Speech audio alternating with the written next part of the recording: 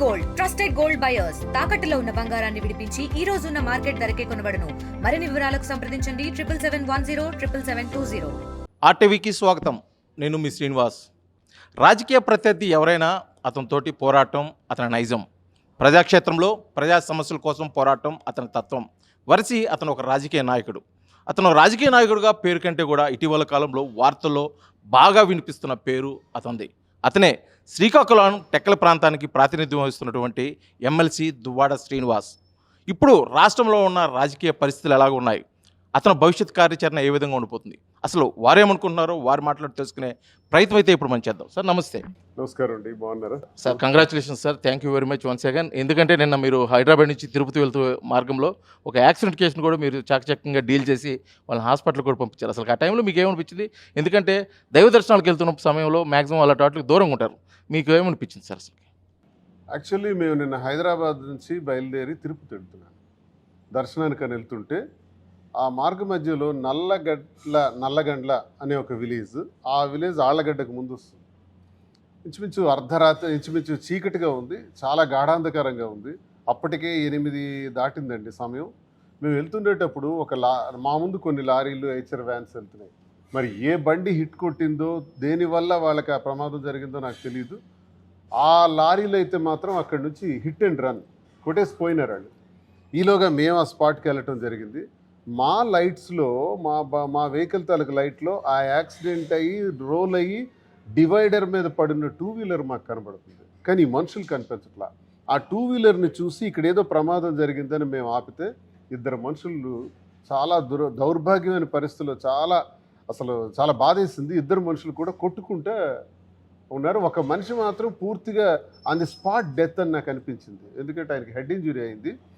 వెంటనే మేము చేసిన పని ఏంటంటే, మిగతా లారీలు ఇంకా చాలా ఫాస్ట్గా వస్తున్నాయి అదే రోడ్లో, ఈ మనుషులు కనబడట్లేదు కాబట్టి వాళ్ళ మీదకి ఈ వెహికల్స్ కూడా వెళ్తే ఆ ఉన్న వ్యక్తులు ఏమవుతారో కూడా అర్థం కాక నేను వెంటనే మా మనుషులు అందరం కూడా అడ్డంగా వెళ్ళి వాహనాల్ని ఆపి కొంచెం సైడ్కి పంపించేటట్టు చేసాం. ఒక 10 నిమిషాల పాటు చేసిన వెంటనే మాధురి తన ఫోన్ నుంచి 100కి ఫోన్ చేయటం, పోలీస్కి ఇన్ఫర్మేషన్ ఇవ్వటం, నేను మరి ఎన్హెచ్ వాళ్ళకి, హైవే అథారిటీస్ వాళ్ళకి కూడా ఇన్ఫర్మేషన్ ఇవ్వటం, అక్కడి నుంచి అంబులెన్స్ కూడా ఇన్ఫర్మేషన్ ఇవ్వటం.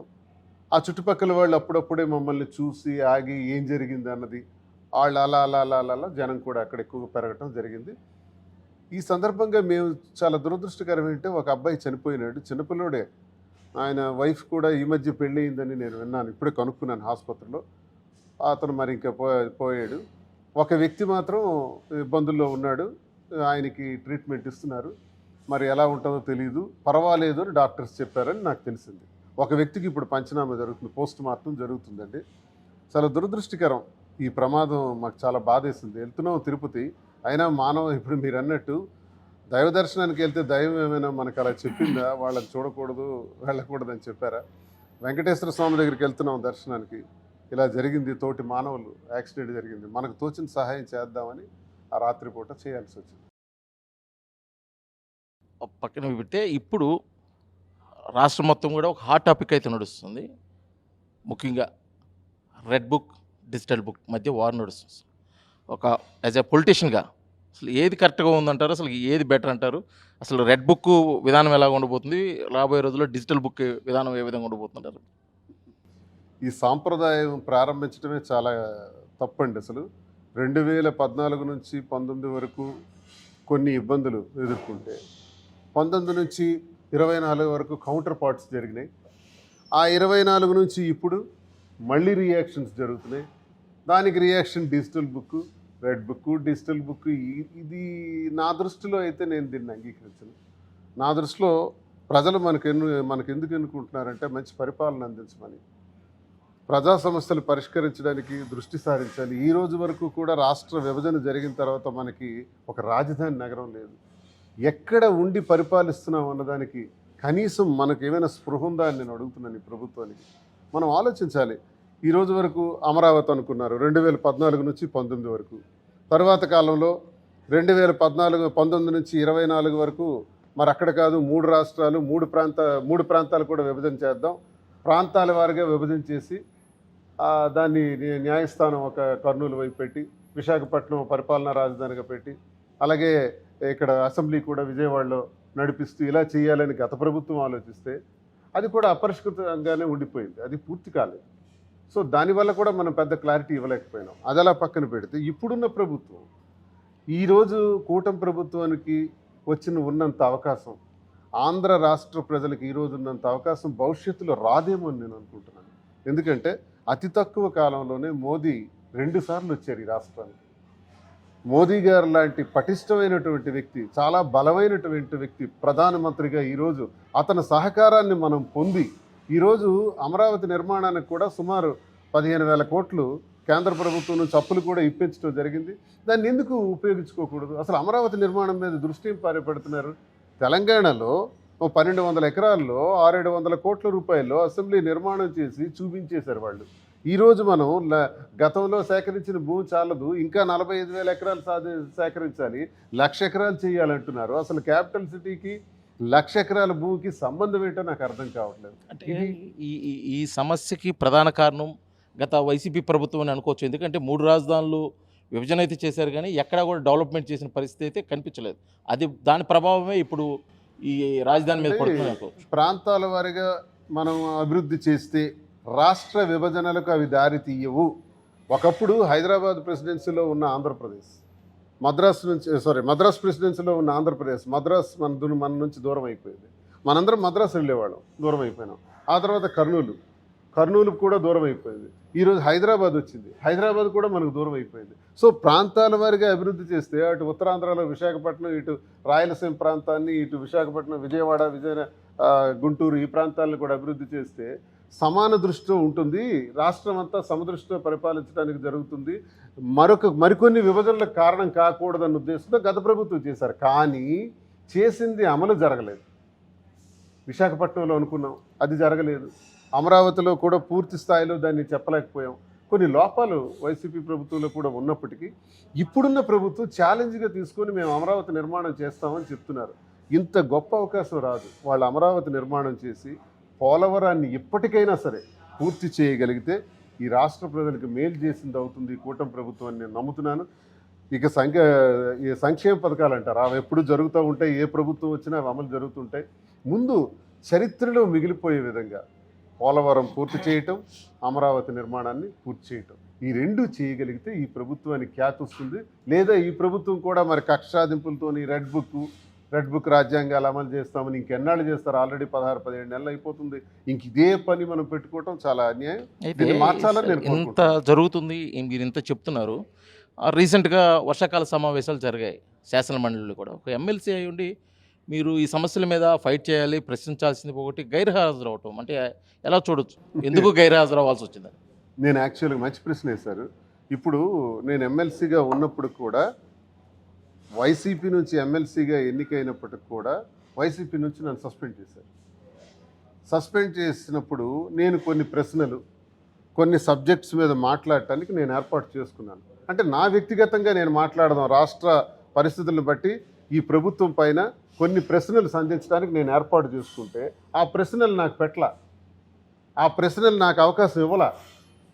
మరి ఎవరైతే ఇప్పుడు బాధ్యత వహిస్తున్నారో వైసీపీ ఎమ్మెల్యేల తరఫున ఆ పెద్దలు ఎవరు కూడా నాకు అంగీకరించట్లేదు, అవకాశం ఇవ్వట్లేదు. అవకాశం ఇవ్వనప్పుడు నేను ప్రభుత్వం మీద ఏ రకంగా నేను స్పందించగలుగుతాను?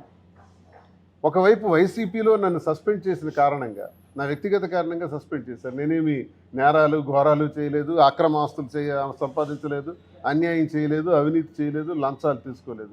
చేస్తే ఒకవేళ పని చేసి ఉంటే నన్ను లోపల వేయటానికి కూటమి ప్రభుత్వానికి గొప్ప ఛాన్స్, గోల్డెన్ ఛాన్స్. లేదు నేనేమైనా తప్పులు చేస్తుంటే సస్పెండ్ చేసిన వైసీపీ నాయకులు మా జిల్లా వాళ్ళకే ఒక గోల్డెన్ ఛాన్స్ నా మీద ప్రూవ్ చేయడానికి. అవేమీ లేవు కదా. సో ఒక చిన్న వ్యక్తిగత కారణం పెట్టి సస్పెండ్ చేసి హౌస్లో కూడా నాకు మాట్లాడేందుకు అవకాశం లేకుండా ఏర్పాటు చేయటం వల్ల ఇంక నేను వెళ్ళి ఏం ప్రయోజనం ఉంది అక్కడ? ఇంకెళ్ళి నేనేం చేయాలి? అందుకే మీడియా ద్వారా నేను నా వాదన వినిపిస్తున్నాను. అందుకు నేను మన సెషన్స్కి హాజరు కాలేదు. ఓకే, ఇప్పుడు సెషన్స్కి హాజరు కాలేదు, ఎమ్మెల్సీగా మీరు శాసన మండలికి వెళ్ళలేదు. అదే ప్రజా సమస్యల కోసం మీరు ఏదైనా భవిష్యత్ కార్యాచరణ ఏ విధంగా ఉండబోతుంది? స్వతంత్రుడిగా నా పోరాటం జరుగుతుంది. రాష్ట్రంలో ఎక్కడ ఏ సమస్యని సమస్య పట్ల స్పందిస్తాను. ముఖ్యంగా ఉత్తరాంధ్ర సమస్యల పట్ల స్పందిస్తాను. నా ప్రాంతం టెక్కలి శ్రీకాకుళం జిల్లా ప్రాంతంలో ఉండేటటువంటి నిరుద్యోగ సమస్య గురించి, ఆయా ప్రాంతాల పారిశ్రామికీకరణ గురించి నేను గట్టిగా పోరాటం చేస్తాను. రానున్న ఎన్నికల్లో స్వతంత్రుడిగానే నా యుద్ధం ఉంటుంది. గట్టిగా ముందుకెళ్తున్నాను. అంటే భవిష్యత్ కార్యాచరణ అంటే దువ్వాడ శ్రీనివాసరావు రానున్న రోజుల్లో ఇండిపెండెంట్గా పోటీ చేయనున్నాడు. ఎస్, ఆల్రెడీ ఆ నిర్ణయం మళ్ళీ మళ్ళీ ఎమ్మెల్సీ మీన్ వైఎస్ఆర్సీపీకి వెళ్ళే ఆలోచన కానీ లేకపోతే ఇంకా వేరే ప్రత్యామ్నాయం చూసే మార్గాల వైపు దువ్వాడ శ్రీనివాస్ లేడంటారా? అంటే కొన్ని కాల్స్ ఉన్నాయి, అది ప్రజా నిర్ణయం మేరకు నిర్ణయం తీసుకుంటాను. ప్రజలు, కార్యకర్తలు వీళ్ళందరూ ఏం చెప్తారో చూసి వాళ్ళు చెప్పిన దాన్ని బట్టి, ఇంకా ఎలక్షన్ 29లో ఉంది కాబట్టి 27 వరకు 28 వరకు ప్రజల్లో కష్టపడి పనిచేద్దాం, ప్రజా సమస్యల పట్ల గట్టిగా మాట్లాడదాం. ఆఖరిలో ప్రజలు తీసుకున్నటువంటి నిర్ణయం మేరకు నా నిర్ణయం ఉంటుంది. ఇప్పుడు చివరిగా ఒక వ్యక్తిగత ప్రశ్న. ఇటీవల కాలంలో మీరు బాగా సోషల్ మీడియాలో కానీ వార్తల్లో కానీ నిలుస్తున్న పరిస్థితి, దాని ప్రధాన కారణం దువ్వాడ శ్రీనివాసరావు గారు, మాధురి గారు అనేది. ఇటీవల కాలంలో ఒక గోల్డెన్ ఛాన్స్ మాధురి గారికి వచ్చింది, దానికి దువ్వాడ శ్రీనివాసరావు గారు అడ్డుపడుతున్నారు అనేది ఒకటైతే వార్త బాగా వినిపిస్తుంది. అందులో వాస్తవం ఎంత, అసలు ఏమై ఉంటుంది అంటే అది కూడా నేనే చెప్పమంటారా? గోల్డెన్ ఛాన్స్ ఏంటిది? బిగ్ బాస్కి ఎంట్రీ లభించింది, దువ్వాడ శ్రీనివాసరావు గారు అబ్జెక్ట్ చేస్తున్నారు రకరకాల కారణాల వల్ల. ఎందుకు అబ్జెక్ట్ చేస్తున్నారు, ఆ కారణాలు ఏంటి? లేదు, బిగ్ బాస్కి రమ్మని ముందుగానే మాకు ఆహ్వానం వచ్చింది. సీజన్ 9లో మాకున్న పరిస్థితులు, బిజినెస్లు, వీటన్నిటి వల్ల, ఒత్తిడి వల్ల అడుగు వేయలేకపోయాం. కానీ ఇప్పటికీ కూడా కాల్స్ ఉన్నాయి. నేనైతే అడ్డుపడలేదు. మాధురి ఖచ్చితంగా బిగ్ బాస్కి వెళ్ళే అవకాశాలు ఉంటాయి. వాళ్ళు మళ్ళీ కాల్ చేస్తే తను వెళ్తుంది. సార్ మీరు చెప్పండి మేడం, ఇప్పుడు నిజంగా మీకు బిగ్ బాస్ నుంచి కాల్ వచ్చిందా, మీకు వెళ్ళాలని ఇంట్రెస్ట్ ఉందా, అసలు ఎందుకని ఆగాల్సి వచ్చింది? 3 ప్రశ్నలు ఒకటే. కాల్ అయితే వచ్చింది, కానీ కొంచెం సార్ చెప్పినట్టు మేము బిజీలో పడి షెడ్యూల్ టైం సెట్ అవ్వక వెళ్ళలేకపోయాను. ఏమో అవకాశం దొరికితే వెళ్ళొచ్చేమో, బిగ్ బాస్లో నన్ను చూడొచ్చేమో. అంటే ఇంట్రెస్ట్ ఉందా మీకు? నాకు ఇంట్రెస్ట్ ఉంది మొదటి నుంచి. అవును, అంటే అక్కడ జరిగే సిచ్యువేషన్స్ అన్నీ మీకు ఒక ఐడియా ఉంది కదా, కొన్ని అబ్జెక్షన్స్ ఉండటం కానీ లేకపోతే ఏదన్నా ఇది సవరిస్తే వెళ్ళటం కానీ అలాంటి అలా ఏం లేవండి. ఓకే. ఇప్పుడు ప్రజెంట్ దువ్వాడ శ్రీనివాసరావు గారితో అన్ని విషయాల్లో మీరు ముందుండి నడిపిస్తున్నారు, వెనకుండి నడిపిస్తున్నారు. ఇప్పుడు రానున్న రోజుల్లో అవసరమైతే ఇండిపెండెంట్గా నేను పోటీ చేస్తాను, కొన్ని కాల్స్ కూడా ఉన్నాయి వెళ్ళేదానికి అని చెప్పిస్తున్నారు.